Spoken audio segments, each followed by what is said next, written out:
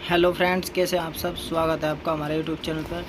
और दोस्तों, आज हमारा जो टॉपिक है वह है साहित्य से संबंधित मुग़ल साहित्य। ठीक है दोस्तों, तो मुग़ल काल की जो प्रमुख पुस्तकें हैं उनके बारे में हम आज प्रश्न देखेंगे। ठीक है दोस्तों, तो चलिए पहला प्रश्न देखते हैं। और हमारा पहला प्रश्न है, निम्नलिखित में से कौन सी पुस्तक, ठीक है दोस्तों, अरबी भाषा में नहीं लिखी गई है। ठीक है दोस्तों, तो अरबी भाषा में नहीं लिखी गई है, मतलब एक पुस्तक है ऐसी जो अरबी भाषा में नहीं है। ठीक है, तो ये अरबी भाषा में है, ये भी अरबी भाषा में है, ये भी अरबी भाषा में। ठीक है, तो दोस्तों तुझके बाबरी अरबी भाषा में नहीं है। ठीक है, मैंने जब आपको पढ़ाया था बाबर, तो बाबर ने अपनी आत्मकथा लिखी थी तुझके बाबरी। ठीक है, तो उसमें बता के तैसे तुर्की, ठीक है, तो तुर्की भाषा में। ठीक है, तो ये तुर्की भाषा में है।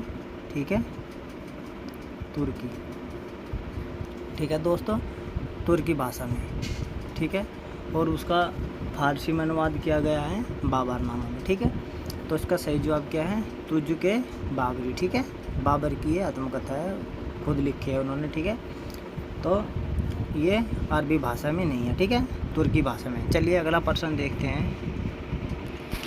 अगला प्रश्न है दोस्तों, निम्नलिखित में से कौन सी पुस्तक तुर्की भाषा में नहीं है। ठीक है दोस्तों, अब बात किसकी है, तुर्की भाषा की है। ठीक है दोस्तों, पहले तुर्की भाषा में थी 3, पहले अरबी भाषा में नहीं है। ठीक है, पहले जो अरबी भाषा में नहीं थी, अब तुर्की भाषा में नहीं है। ठीक है दोस्तों, तो देखिए तुझके बाबरी तुर्की में है, हमने अभी बताया, दीवानी भी तुर्की में है, और रिसाल-ए-उसज ये भी तुर्की में है। ठीक है दोस्तों, तो ताज अल अरूस ये अरबी भाषा में है। ठीक है दोस्तों, तो हमारा जो सही उत्तर है डी ऑप्शन, ताज अल अरूस। ठीक है, चलिए अगला क्वेश्चन देखेंगे। अगला प्रश्न है, निम्नलिखित में से कौन सी पुस्तक मुग़ल सम्राट हुमायूं से संबंधित नहीं है। ठीक है दोस्तों, तो जो हुमायूं से संबंधित नहीं है पुस्तक, उसका नाम बताना है, मतलब वो सही छांटनी है। ठीक है दोस्तों, तो देखिए हबीब अल सियार ये हुमायूं से संबंधित है, कानून हुमायूं ये भी कानून उस हुमायूं से संबंधित है, हुमायूंनामा भी हुमायूं से संबंधित है। ठीक है, ये इसकी बहन ने लिखा था, गुलबदन बेगम। और ये तबाक़ात अकबरी। ठीक है दोस्तों, तो ये अकबर से संबंधित है। ठीक है दोस्तों, ये अकबर से संबंधित है। ठीक है, तो हमारा सही जवाब क्या हो जाएगा, तबाक़ात अकबरी। ठीक है दोस्तों, ये अकबर से संबंधित है, बाकी 3 ऊपरली हुमायूं से संबंधित है। चलिए अगला क्वेश्चन देखते हैं। अगला पुस्तक देखेंगे, कानून हुमायूं। ठीक है, अगला हमारा प्रश्न है, पुस्तक किस भाषा में लिखी गई है। ठीक है दोस्तों, तो ये किस भाषा में लिखी गई है, तो दोस्तों ये लिखी गई है फ़ारसी भाषा में। ठीक है, और ये हुमायूं की जो घटनाएं हैं उससे संबंधित पुस्तक है। ठीक है दोस्तों, तो ये फ़ारसी भाषा में है। ठीक है, चलिए अगला क्वेश्चन देखेंगे। अगला प्रश्न है, निम्नलिखित में से किसने सम्राट हुमायूं की तुलना सिकंदर से की। ठीक है दोस्तों, तो किसने की, तो ये की ख्वांद मीर ने। ठीक है दोस्तों, ख्वांद मीर ने हुमायूं की तुलना सिकंदर से की है। ठीक है, चलिए अगला प्रश्न देखिए। अगला प्रश्न है, निम्नलिखित में से किसने सम्राट हुमायूं को पॉपी कहा था। ठीक है, पॉपी या पास्ता। ठीक है, तो ये कहा था मिर्ज़ा हैदर ने। ठीक है दोस्तों, मिर्ज़ा हैदर ने सम्राट हुमायूं को क्या कहा था, पॉपी या पोस्ता। ठीक है, और ये क्या थे, बाबर के चचेरे भाई। ठीक है, बाबा के चाचा के लड़के थे। ठीक है, चलिए अगला प्रश्न देखेंगे। अगला प्रश्न है, निम्नलिखित में से किसने तारीख़-ए-रशीदी लिखी। ठीक है दोस्तों, तो तारीख़-ए-रशीदी किसने लिखी, तो मिर्ज़ा हैदर ने तारीख़-ए-रशीदी लिखी। ठीक है दोस्तों, और ये कश्मीर का शासक था, और ये बाबर का चचेरा भाई था। ठीक है दोस्तों, चलिए अगला प्रश्न देखेंगे।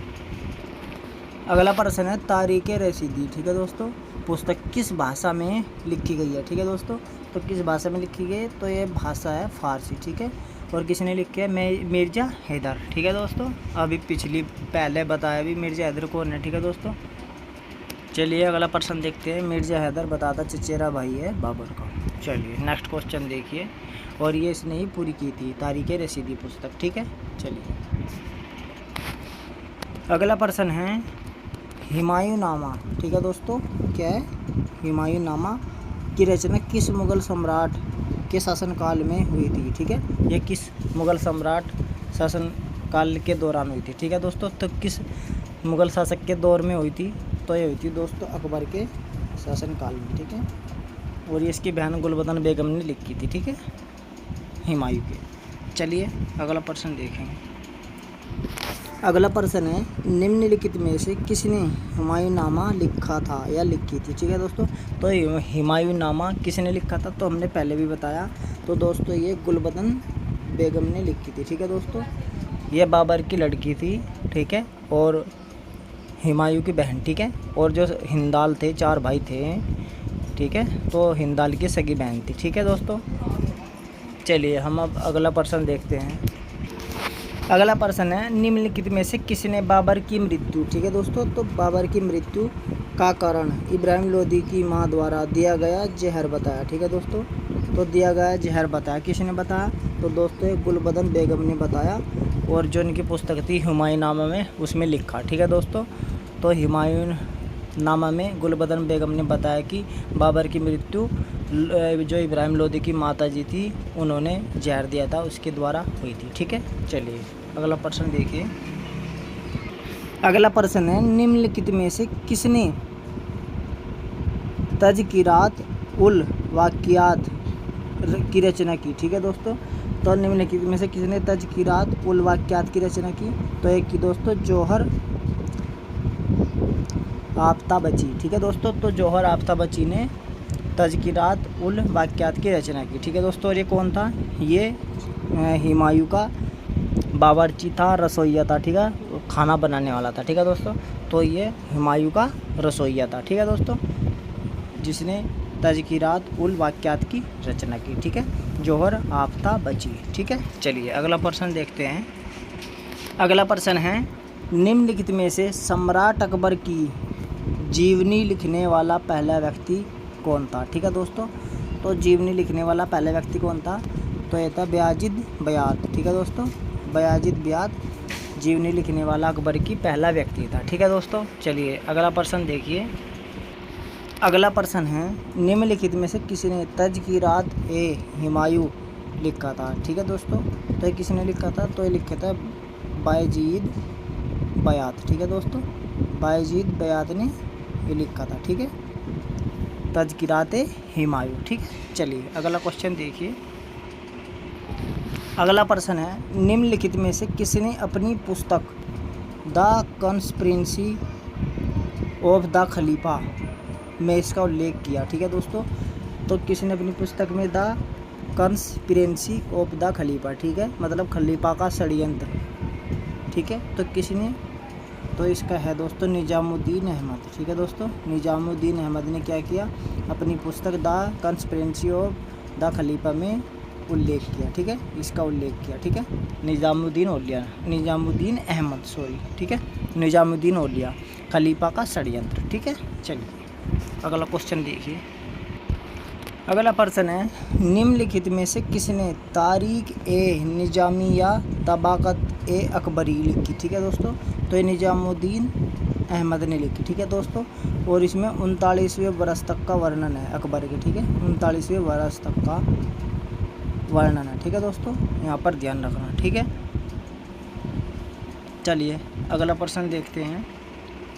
और एक बात और बता दूं, जो प्रांतीय राजवंश थे उनके बारे में भी स्पष्ट रूप से लिखने वाले हैं पहले व्यक्ति थे। ठीक है दोस्तों, तो यहाँ पर ध्यान रखना 2 चीज़, जो प्रांतीय राजवंश के बारे में और अकबर के जो 39वें वर्ष तक, ठीक है, 39वें वर्ष तक का शासनकाल का जो इतिहास है उसके बारे में लिखने वाले व्यक्ति है। ठीक है दोस्तों, तो तारीख़ निज़ामिया तबाक़त अकबरी। ठीक है, निज़ामुद्दीन अहमद। ठीक है, चलिए अगला प्रश्न देखेंगे अब।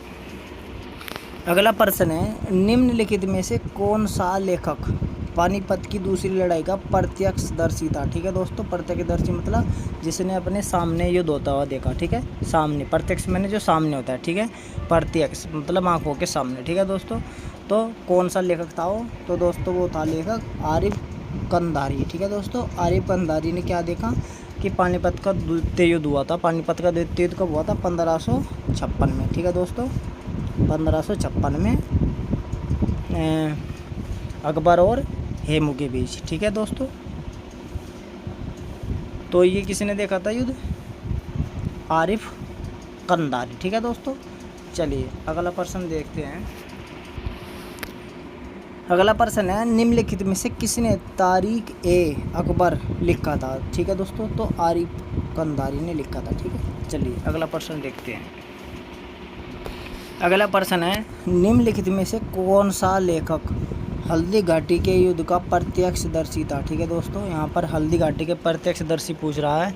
पिछला प्रश्न था वो था पानीपत का द्वितीय युद्ध। ठीक है दोस्तों, तो हल्दी घाटी का युद्ध 1576 में हुआ था। ठीक है दोस्तों, 1576 में। और निजामुद्दीन अहमद सॉरी अब्दुल कादिर बदायूनी। ठीक है दोस्तों, अब्दुल कादिर बदायूनी। ठीक है, तो ये क्या करना चाह रहा था? ये प्रत्यक्षदर्शी था हल्दी घाटी के युद्ध का। ठीक है दोस्तों, और ये गाजी की उपाधि धारण करना चाह रहा था। ठीक है, तो यहाँ पर आप समझ सकते हैं। ठीक है दोस्तों, तो ये गाजी की उपाधि धारण करने के लिए युद्ध में शामिल हुआ। ठीक है दोस्तों, तो प्रत्यक्षदर्शी कौन था?